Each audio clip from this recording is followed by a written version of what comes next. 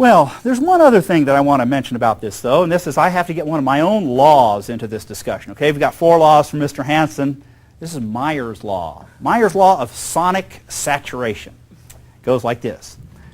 When one element in a musical performance becomes the dominant element and remains dominant for any length of time, the other elements must recede in importance in order to give the music a continued sense of understandability or of coherence. And you see in the Kindness song, we had very active rhythm and very primitive melody. Okay, if we would have tried to have a very active melody, I suggest that the music would have become so difficult to keep our perceptual arms around, it would have lacked understandability. Now I'm going to use another musical example here to show you kind of the opposite effect. Let's see here.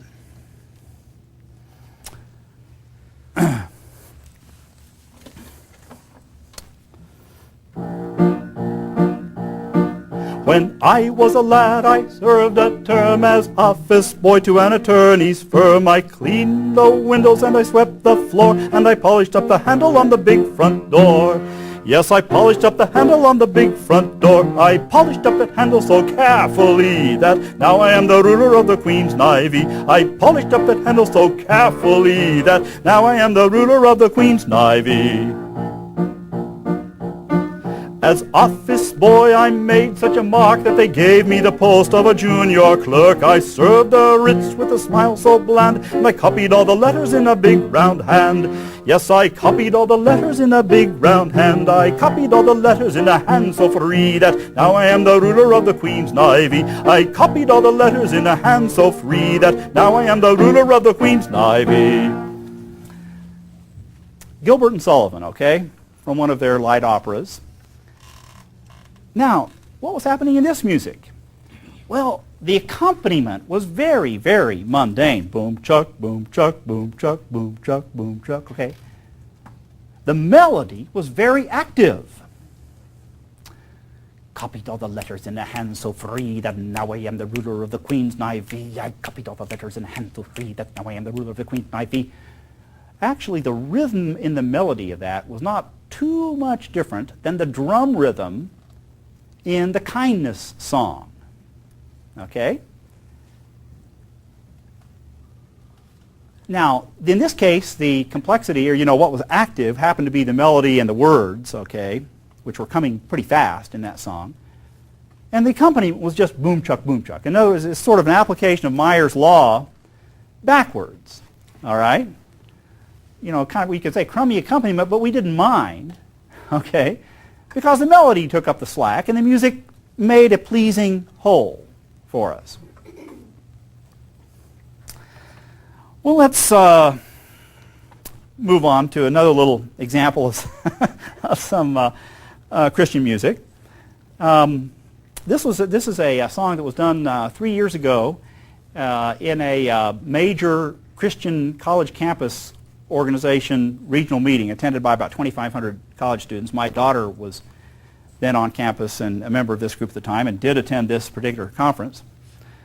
And this was one song that was done.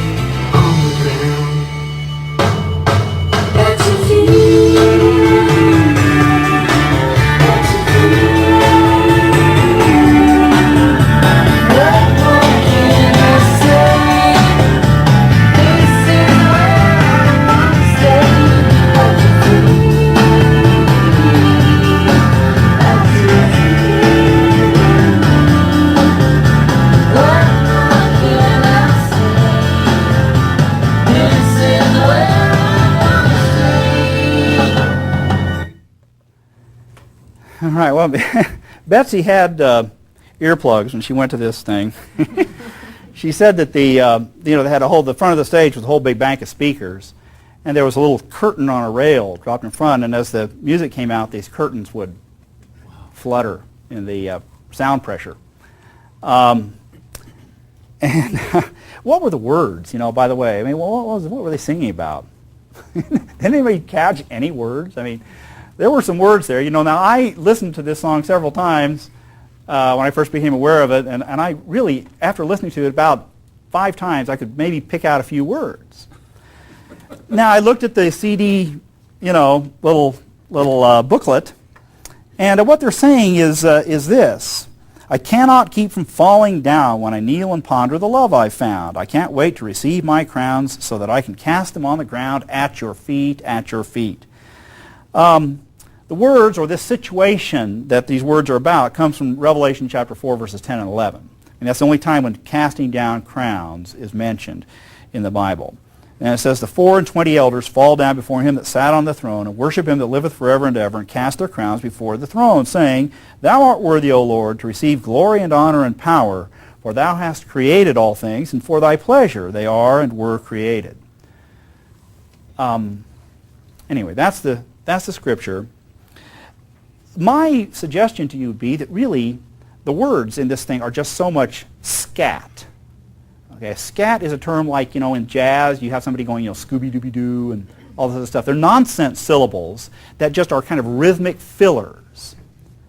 The enunciation is so poor in this performance that it is almost as though they really, if they on purpose didn't want you to know what they were saying, they couldn't have done a better job.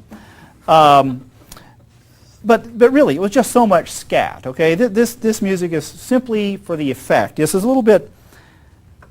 the modern approach, okay, that we have with the advent of electronic amplification. We're in a different arena. We're in a different paradigm now with music. One person with a mic and an amplifier and a speaker system can overwhelm anything else in the auditorium. Okay, and it's sort of like the old story, if the only thing you have in your hand is a hammer, all the rest of the world starts looking like nails.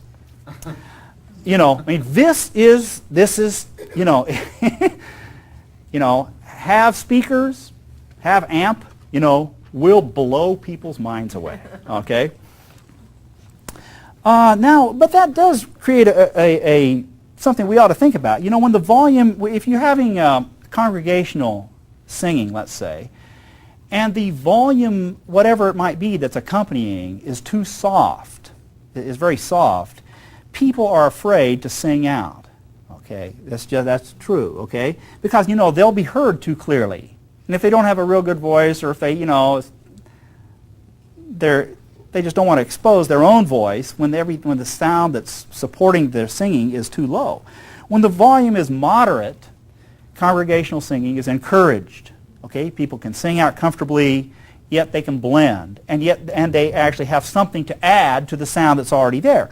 When the volume is loud, really loud, and stays that way, audience participation is discouraged once again. And you have only to go to many worship services, okay, that we've all been to, where you're about ready to, you think the building's going to fall in or something with this earthquake of sound. But you look around you, and at least 50% of the people are just sitting there or standing there, either totally silent, absolutely doing nothing, or barely moving their lips, with no sound coming out. Anything that a person could do, you shout at the top of your lungs, you can't hear yourself. Okay, in a situation like that sometimes. So. The modern approach is often, we are going to edify you with an acoustic sledgehammer. All right? Now, one thing when we think about this, though, we don't want to be trapped into a musical universe that is too small. Sometimes we have this assumption that, the only music that has any guts to it is stuff that was written in the last 15 years. They only discovered how to write music with guts, and grab, and, in the last 15 years. And, you know, and you either have to have that kind of music if you want to have any real authentic feeling, you know, and get in touch with yourself and all that kind of stuff. This, you know, at a gut level, you got to have the stuff in the last 15 years. And that anything that's not that gutsy music is like this. Now I'll play you another track. This is some really gutless music, okay? And make sure I get the right track.